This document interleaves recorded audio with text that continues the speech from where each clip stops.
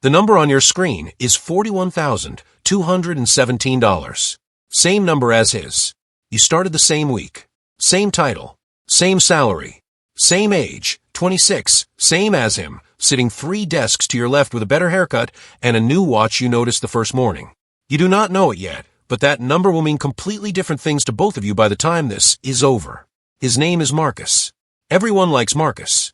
Marcus has stories about restaurants you have never heard of, a lease on a car that turns heads in the parking garage, and the kind of ease that comes from never being seen to hesitate.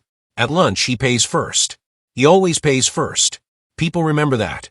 You bring food from home most days. No one remembers that. The gap between two people on the same salary is not created by income, is created by sequence. Marcus spends, then saves what is left. You save first, then spend what remains. The mechanism looks identical from the outside. The outcome is not. You move the money before you can see it. $200 on the first of the month, moved before the morning coffee, before the urge to want something has arrived. Marcus plans to do the same thing. He has planned it every month for 2 years. The plan is always interrupted by something reasonable. No one is watching. No one is counting. By month 7, Marcus has the jacket. You have seen the jacket in 3 photos on his feed, different locations, same jacket. He wears it well. A woman at the office asks him where he got it. He tells her. She looks at him the way people look at someone who has answered correctly. You are wearing the same thing you wore last Tuesday. Month 12. You have $4,000 saved. Not invested yet, just saved. The number feels large to you and laughably small compared to the life Marcus appears to be living.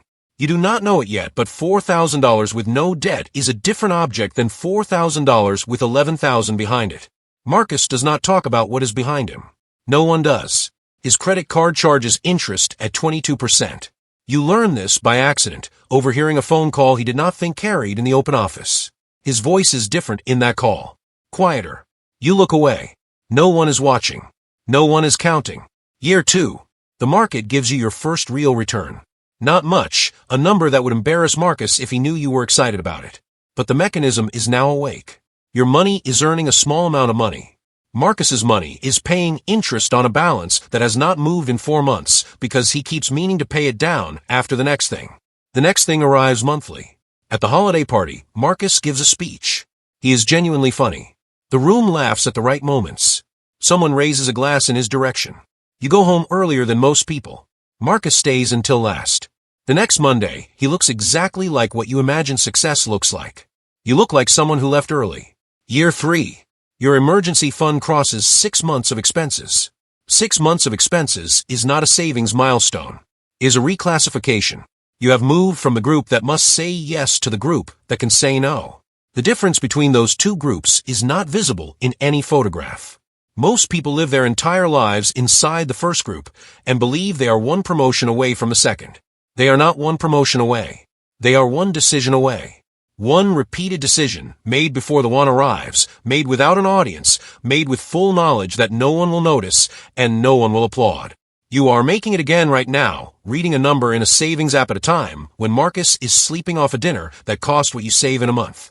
No one is watching. No one is counting. The company announces restructuring in March. You find out on a Tuesday.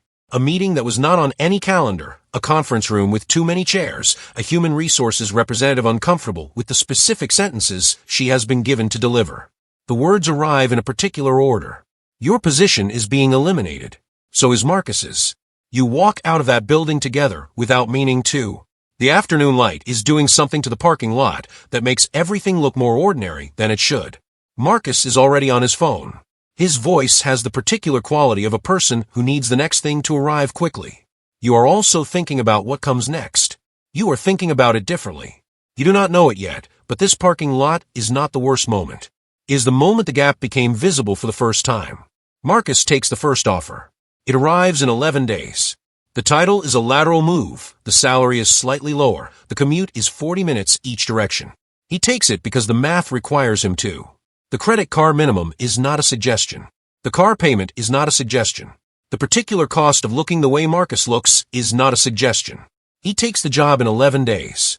He does not take it because it is good. He takes it because he cannot afford to wait. You wait. You wait for 9 weeks.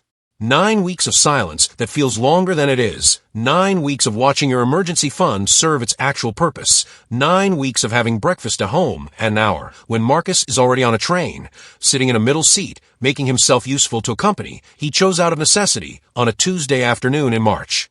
The offer you accept arrives in week 9. The title is better. The salary is 11% higher.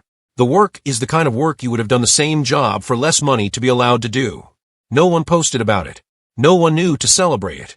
No one is watching. No one is counting. Year 5.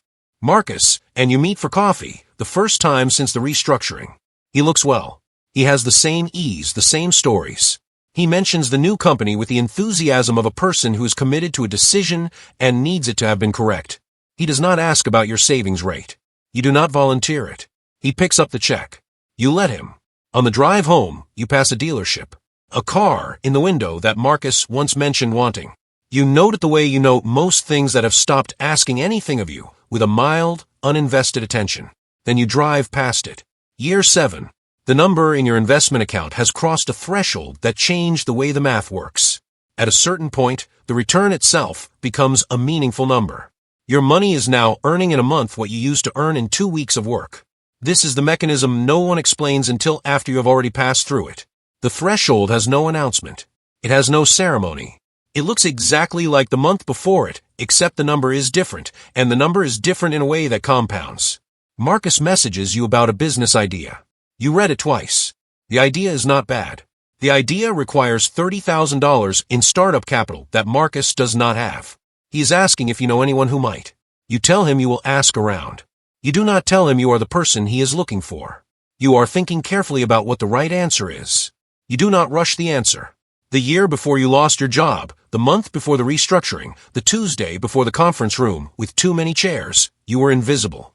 You were the person who brought food from home, who left parties early, who wore the same thing as last Tuesday, who had a number in an account that no one could see and no one would have been impressed by if they could. You were losing in every metric that anyone around you is using. No one is watching. No one is counting. And then the crisis came, and the metrics changed, and the only number that mattered was the one no one had been watching. There is a particular kind of freedom that has no face, and no story, and no photograph. It does not arrive with a car or a watch or a dinner or a jacket. It arrives as the quiet ability to choose, to say no to the wrong job, no to the wrong partner, no to the wrong decade, no to the performance of a life you do not actually want. Most people never buy that freedom. Not because they cannot afford it. Because they spend it on the version of themselves that other people were watching. The number on your screen today is not the number from year 1. No one needs to know what it is. You already know what it means.